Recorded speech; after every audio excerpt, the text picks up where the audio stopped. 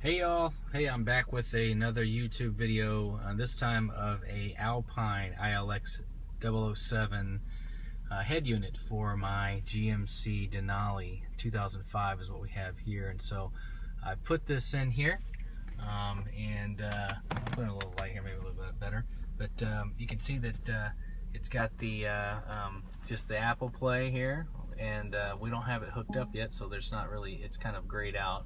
Got the auxiliary, and what that'll do is actually I hooked up I have the DVD unit in our particular Denali, and I hooked up the connector there in the back that does the steering wheel remote and controls and auxiliary. And so I was actually able to go to Radio Shack and get a RCA splitter there that was from the 3.5 millimeter to the RCA outs and connect the auxiliary, and it maintains the DVD sound. You don't see the video here, but that's probably, there's a good reason for that, because you shouldn't be doing it when you're driving, but the kids in the back can still watch the video and hear it through the speakers if you hit that auxiliary. And so this little button here goes back to the main menu, and we've got actually we did put in a backup camera in this particular unit here, and ran that myself. It wasn't too difficult, but every time it goes into reverse, the backup camera of course comes on, and we can go back to the main menu that way. And we've got our radio here, and we were able to again to get it to work through the units there. So there is also a volume button here. It's a little more difficult to use. It's not like the old dial kind that used to be on here on this Denali. So this is that one. So we've also got Siri, and it works really well. Of course, it won't work right now because I'm not connected. I'll show you that connection in a moment. But it's got the settings. You can go in here and adjust, and you know, it's pretty self-explanatory. But so let me hook up the CarPlay, and I'll show you how the menu changes when we hook it up to what this is an iPhone 6, not a 6 Plus, but I'm sure it works the same way with everything else. So this is 6. Here we go, connecting our. Alright, so I've connected the CarPlay, and you can see the menu now is quite a bit different. You can go back to that main menu, but now you have the CarPlay and the apps that are currently available. I'm sure as time goes by there'll be more. I don't have some of the ones that are on here like Spotify and Stitcher, because frankly I don't know what the heck those are. I use Pandora, and so anyway, I'm a pretty simple kind of guy. So I play the music, as you can see right here, the music, use my maps. If I need GPS, I can see text messages and return them via Siri. So when a text message pops up, it tells you, hey, there's a message, you hit it, it reads it to you, and then you can read back and respond if you like. And then of course the phone, and we had a Bluetooth mic, and so we actually ran it up and put it right here on our little A-pillar, is where we put our Bluetooth, well, it's not Bluetooth because it's connected, but it's a mic that works really flawlessly here, and Siri works remarkably well with this. And so you can hit Siri and ask it to do a number of things, and I'll come back with a little more detail when I have a separate phone to record, because I can't record and run the CarPlay at the same time. But we'll get more into the detail, and then of course at the end of it all, you can always hit me up with any questions you might have.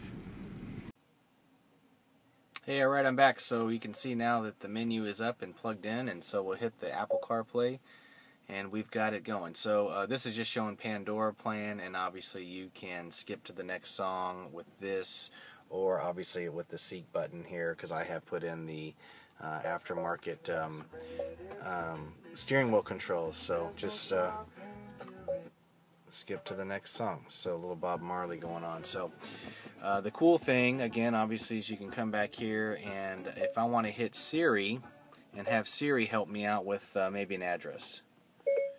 Where's the nearest QFC? The nearest one I found is QFC on Park Place Center. Alright, so it kind of works just like your you know, your iPhone. It's just mirroring what you got going on. So if I wanted to go there, obviously I hit Starting my start. route to QFC. Head east on Kirkland Avenue, then turn left onto Park Place Center. Alright, and then obviously it would give you that guided GPS information as you travel through the speakers of your radio. And so that's pretty convenient. And so the other thing here is that, you know, you can just go to your own music that you've got, you know, come to your, you know, whatever you've got here, go to your artists, what have you. and of course the maps. We can end that, and if you just wanted to have, and I'm, as people up here in the Northwest might know, I'm in Kirkland, Washington. So I can just do my navigation here, and if I want to have it point to where kind of orientate where I'm at, you just kind of, I think you have hit on this or hit on this, I can't remember yet, this one here, and it'll just kind of go to where you want to be as you're traveling. It'll just show you directly where you're going. So it's pretty cool. Even though it is Apple Maps, it still works pretty well. And then we have messages. Who would you like to text? Yeah, so I can just text wife. That is funny. Okay, what do you want to say to wife? That is funny, isn't it? Your message to wife says, "That is funny, isn't it?" Ready to send it? Send. I'll send it. All right, so pretty simple. Just send a little thing like that, and then we've got, you got your Alpine menu too, which is the same thing. And going back, so Siri works remarkably well. I can with make this. a call for you or play your voicemail. Which would you like? That's pretty cool too, playing your voicemail. And going back to it, so Siri works really well. Probably the best version of Siri that I've ever encountered, and I've started off with the original iPhone, and obviously they didn't have it on the original one, but it works pretty well. And as I had shown you before, I do have a backup camera on this one, and so it wasn't too hard to install. I think that this is a GMC Yukon Denali 2005, and it was pretty simple to install. I just got the pack steering wheel addition and just wired that up according to the instructions. It was pretty simple. And then on this one I was able just to kind of pop everything off. It just pulls right off. It's real simple. And then down ran underneath here the steering wheel, I ran cords for the for our little what I have here. I found that to be the easiest place to put it for me personally. And then of course I ran the backup camera down down along through that kind of stuff, and all the way through the back, and placed it back there, and it works really well. And so just to give you a little idea, the backup camera, every time that you put it in reverse, of course, as it should, it does come on. Of course, it's restarting here just for a sec because I just started the engine on the car. But every time I put it in reverse, it's going to switch over to my backup camera. So works pretty well. Music's still playing, obviously. Put it back in our park position, and we come up on our Apple Play. And so yeah, if you're tired of listening to that, you can just go to your radio, and you got your radio stations and selections there. I don't have HD radio, and I never really made fun of that. I mean, use of that anyway. So it works pretty well. Obviously, if you don't have an iPhone, this isn't for you. But if you do, it works remarkably well. I have no complaints at all at this point. It integrated right into the Bose system that we have, and had no problem, and works just fine. I usually control my volume this way, and rather than on the here, it's because it's a little more difficult since it's not a dial one. But I like to control the volume that way. And so when you restart it, sometimes what you'll have to do is come in into your. So I wired mine into my console here. So there's I popped a little hole down there, and I wired in my console. And so sometimes you gotta just kind of come in here and do your little setup, and then come back and it'll play. So, but it's working pretty well for me. I have no complaints, and I think you'll enjoy it if you.